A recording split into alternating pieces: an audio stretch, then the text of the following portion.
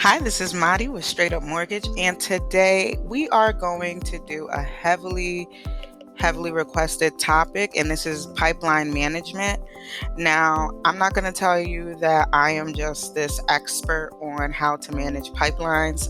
However, I did want to share ways that I manage my pipeline and, ways that kind of help me. So I also wanted to start this video with some empathy, telling all of my processors out there, I feel you. I feel your pain. I feel your stress. The volumes are high and it is so crazy. And I know that's why everybody's like, how can we better manage our pipelines? And I do want to start off by saying there's only so much that one person can do a day, right? There's only so much that one person can do in a week or in a month.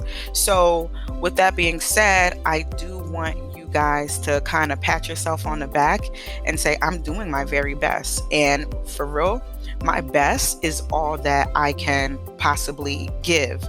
And coming into self and coming into this space of acceptance where it's like, okay, I don't need to be so hard on myself because clearly this is way too much work. Clearly it is kind of humanly impossible to stay on top of all of this stuff. However, I can do my best. I can use some skill. I can use a little bit of processor intuition in order to navigate these days and these weeks ahead, these months ahead, catching up from these months prior. There are things that can be done, but nothing is going to look clean and beautiful and perfect. It's just not at this time where volumes are so high. It's kind of hard to keep everything perfectly organized. However, with that being said, I do want to share some of my methods that I use to kind of help keep myself on track.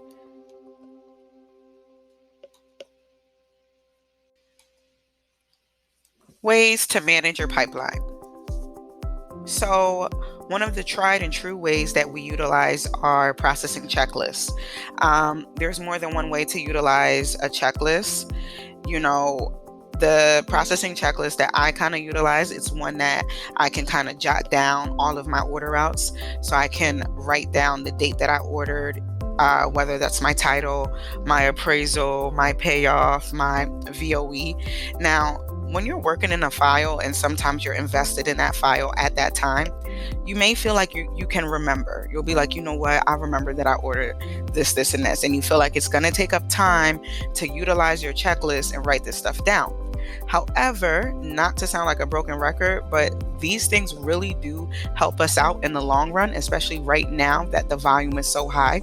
Making sure that we track everything that we're doing on each file, it helps us out as far as marking down when we're ordering things and when we're requesting things. It really does help keep us organized, because then we know when we did something. What if we worked on a file and we got to the 10th file, and when we were circling back around to this file, we couldn't remember if we did this or we did that. Now, if we kind of built that habit of tracking everything that we tracking or logging everything that we're ordering and requesting and chasing, then we will kind of have a little note that's telling us, okay, I ordered this on the 11th of February. It is now the 23rd. Let me follow up. And I see that I ordered it. I know that I ordered it. Okay, cool. So let me go on. So using your checklist, not only to guide you through initial documents, or I know some companies utilize different workflow resources, but also to jot down a couple of notes. I know there's other ways to do this, which we're going over, but kind of having something in paper and pen, that's another thing that I just kind of like. So yes, we're tracking our order outs, tracking our expiration dates. And when I'm saying tracking our expiration dates, I'll put down when my credit expires, when my appraisal expires, when my title expires. I'll put down when a payoff, when I'm going to need to utilize another payoff, like rate lock expiration dates. I'll put that down. So there's just many ways that, again, you can utilize a checklist, and I like to put down my expiration dates as well. Even like my income expiration or my asset expiration, just that way I have kind of an understanding of when things expire. We have some files that are staying in the pipeline for way longer than they normally would. So tracking expiration dates can kind of really help you as far as staying on top of your pipeline and your loans, and staying on top of it in that you know when things are expiring, so you're not like sending loans back to underwriting with expired documents. And again, track what's left on the file. So jot down a quick note. I worked on this Davis file today, and the only thing that is needed is an updated payoff. Write down what is left, because then when the Davis file comes back up again and you need to re-review it and you don't remember what you last did on the file, you're taking up and wasting so much time really redoing the work basically. Whereas if you would have just wrote it down, you could just take a quick glance and you're like, oh, okay, let me check really quick to see if the payoff's in, then I know I can resub it. But yeah.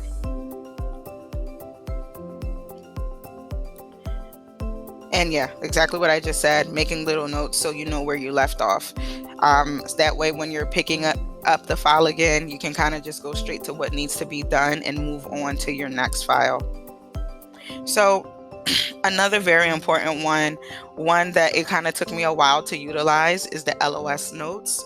It's so important to utilize the notepad within your LOS system, whether this is Encompass or Point or Empower or whichever LOS you utilize, because when you utilize the note section, you have less emails in your email box. And we all know how emails get, how cluttered it gets in there, how, if you just miss one day of work, you come back and there's like 200 emails. Ridiculous. But when you utilize your notes and you're actually updating the notepad with what you did on a file and what you're waiting for, kind of like another way of that checklist. So you're jotting down a little note on your checklist so you know, but then making that note just a little bit more like a sentence on what's going on with the file. So that way, if the LO wants a status, and you kind of created that habit where you always utilize the LOS, then they're going to go to the LOS first and see if there's a note. And then if there's a note, like you just worked on that file today or even yesterday or even 2 days before, they're going to know what it is that you're waiting for. And they're not going to just be bombarding you with emails. What's going on with this one? What's going on with this one? Same as like your manager. Right now, a lot of managers, they have a lot of their tasks or a lot of their energy is getting put into this pipeline management. So I'm sure many processors are getting emails from their managers like, what's going on with this file? What's going on with that file? Even before this refinance boom, that was a thing. Managers are always going to ask what's going on because they have sales up their butt. So, they have to address it with you. It's their job to address it with their processor, what's going on with the file. Now, if you utilize the note section in LOS, then you're going to have your manager less on your back, because all your manager is going to have to do is go into the system and see what's missing. If you have a note that you just updated it within the week, it'll make sense, but if you aren't consistent with making notes and the last note that you made was like a month ago, then, but it's building healthy habits, building a strong foundation, and that foundation really starts with organization, at least some level of organization, because it really does. The extra time up front, it helps you in the long run. And again, I'm just saying to utilize the note section as you go. So each time you hit that file up, go back to the note section and add a note. That way, and it even helps you out as well, because even if you put in a little note on your checklist, you go in and maybe you don't utilize the checklist, but if you utilize notes, then that'll help you as well. The only reason I like having a checklist as well is because I don't necessarily want to go into a file I like to kind of just look at it really quick, or I don't want to have to get out of a file that I'm in to see something about another file. I'm a little old school like that. I've been processing for over 10 years, so I'm used to also having paper. As much as I love, I love having an e-folder. I love things being paperless. However, I do like certain things in paper. Yeah, so some people utilize spreadsheets, and spreadsheets are great. I know people utilize different engines like Trello. I can't even tell you guys anything about Trello. I don't even know what it looks like. I've just been hearing about it as far as, how it's used for organization purposes. And I know that it's an option out there, but I have utilized Excel spreadsheets. And basically, these spreadsheets, they kind of manage the flow of the loan. Like, okay, the same thing with how the checklist, you would track when you ordered something, but then you also track when you received it, when it went back to underwriting, kind of plugging in dates as you go. When you reached out to the borrower, when was the rate lock, when the rate lock expires, when's the estimated closing date, all these kind of things that you would also put like on the checklist. They'll have different spots on the spreadsheet that you can kind of do it. So that way, let's say in the event someone asks you a question, what's going on with the Davis loan? You pull up your spreadsheet, like, oh, I'm waiting for my rate lock, or I resubbed it. You can update your spreadsheet to say that the loan is back in underwriting. So it's just another level of organization, except all of your loans are kind of just housed on one spreadsheet, and you can just kind of go in there to utilize it. I mean, I think I have some spreadsheets. I'll see if I can add it to this video. If not, I can find a way to get it to those who would want it. But yeah, so that's that. I will say I'm not big on spreadsheets. I get it, but for me, I don't know. I just feel like it's a lot. I feel like I use a checklist. I also use my conditional loan approval, and I like to utilize notes. So it's just like, I feel like the spreadsheet is overkill.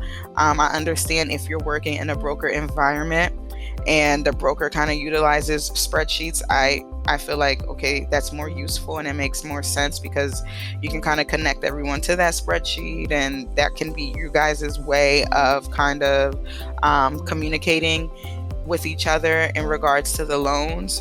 But if you work for a mortgage company, I don't know. I just think it's overkill. But to each his own, right? That's the whole point of me even making this video, because everybody, the way that they go about organizing, the way that they go about their processing flow is going to be different. I don't feel like there's any cookie cutter way. I feel like you kind of just listen to different people and how they do things, and then you kind of just create your own and go with it. So Outlook is so awesome, right? Most of my processing jobs did utilize Outlook. I have had a couple jobs that utilize other like Gmail or something like that, but I love Outlook. And one thing that I do in Outlook is I utilize my folders. My whole goal is to minimize the clutter in my inbox. Like, it can get so exhausting, and draining when you just go to your inbox and there's just so many things in there, right? It's like, oh my God. But so I utilize my folders. For one, I will create folders. Let's say if I work for multiple loan officers, I will create a folder for each loan officer, and then I will do a subfolder of their loans within that loan officer's folder. I'll just probably put like the last name of the borrower. That way, when I'm working on that loan officer's loans, I kind of know which ones are his loans and which ones are the other loan officer's loans, whatevs. You can also do that for like the header can be purchases, and another header can be refis, and you can put all your purchases in one, all your refis in another. It's just a nice way to kind of organize your mail. Now, the point again is to minimize clutter, so that way you don't have 500 emails in your inbox, or 1,000. That's really what it's looking like these days, 700. But yeah, emails in your inbox, because then you can kind of keep them organized in their specific folder. I also have a folder for guidelines or company procedure changes that'll come out.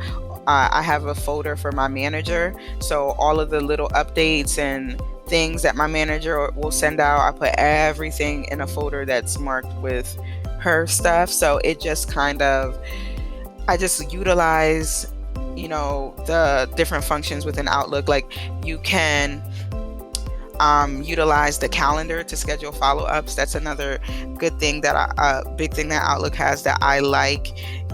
Some companies utilize this thing called Flowify, I think Flowify is cool because, and companies are using different variations of Flowify, which is just like a document house where borrowers can upload their documents, and then let's say the processor requested conditions through it. Flowify would just be the reminder for the follow-up. So it'll kind of help the processor, even though it's still good to contact your borrower. But I like a lot of these new automated systems that kind of, after every 3 or 5 days, they'll hit the borrower up like, hello, you still haven't submitted your documents. So those are pretty good tools. But the calendar to schedule follow-ups, like I'll just go to my Outlook calendar, and let's say I sent an email to my borrower with the conditions. After speaking to them, of course, I will go into my calendar in Outlook, and I would probably set it for maybe 4 days, just depending upon what I tell my borrowers. Whenever I'm sending out my conditional loan approval, I am always giving my borrower some sort of end date. Like I'm telling them I need this by this date, because when you kind of leave it open-ended, the borrower feels like it's open-ended. They don't understand the sense of urgency that these things really have. So like I tell my borrower, in order to avoid delay of your closing, I need X, Y, and Z documents by, and I'll normally give them like 4 business days. And I'll put that date, whatever that 4 business days out, whatever that is, I'll put that date in my email. And then I go to my Outlook calendar and I will schedule a meeting for that day or a task, and it will be to follow up for those documents if I have not received them yet. So that's a good way that you can utilize Outlook. So you can also utilize the setting rules for emails to help with minimizing the clutter. I would use like rules going into folders for things like guidelines and that kind of thing, because I don't like to set rules like, oh, if David Heckinger sends me an email, let the email automatically go into his folder. Because for me, I'm the kind of person that's out of sight, out of mind. So I like to physically see like, okay, so this came in from Mr. Heckinger, and then I will drag it and put it into the folder.